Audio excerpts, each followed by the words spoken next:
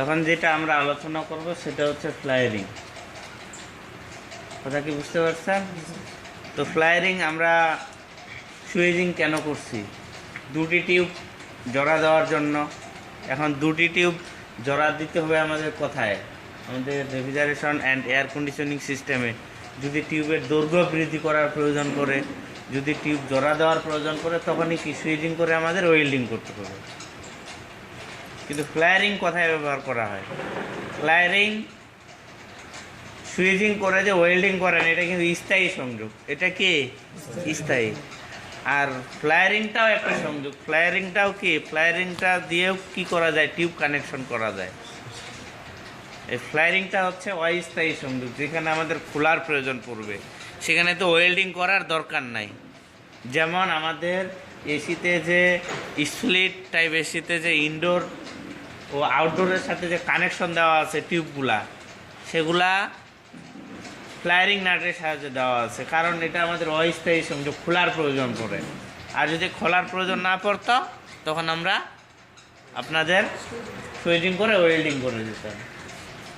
যেমন কম্প্রেসরের যে লাইনগুলো আছে, সাকশন, ডিসচার্জ, চার্জিং লাইনগুলো যে আছে, এখানে যে আমরা টিউবগুলো লাগাই, এই টিউবগুলো আমরা কি করি? ওয়েল্ডিং করে দেই না? ওয়েল্ডিং করে দিই। যদি এটা অস্থায়ী সংযোগ হইতো, তাহলে এখানে আমরা ইউনিয়ন ও ফ্লায়ারিং নাট সহকারে লাগাইতাম। তো ফ্লায়ারিং হচ্ছে কি, যে এই যে এটা হচ্ছে ফ্লায়ারিং নাট, হ্যাঁ, আর যেখানে লাগানো হয়েছে এটা হচ্ছে ইউনিয়ন। তো আমি এটা খুলতেছি, এটা বুঝাচ্ছি আপনাদের। এই যে আমি এটা কেটে নিলাম। তো কথা হচ্ছে যে এখানে যে এটা সংযোগ দেওয়া হয়েছিল, হ্যাঁ, এটা আমাদের যে RSC লেভেল 1-এর যে টিউব বেন্ডিং জবটা আছে, এটা সেটা। তো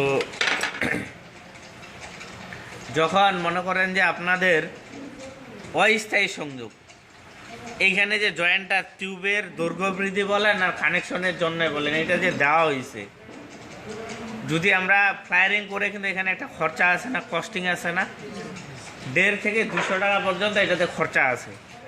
তাই এটা 1.5 থেকে 200 টাকা খরচা করার আমাদের কি দরকার? মাত্র আমরা সুইজিং টুলস দিয়ে সুইজিং করে জোড়া দিয়েই কি এটা করতে পারতাম না?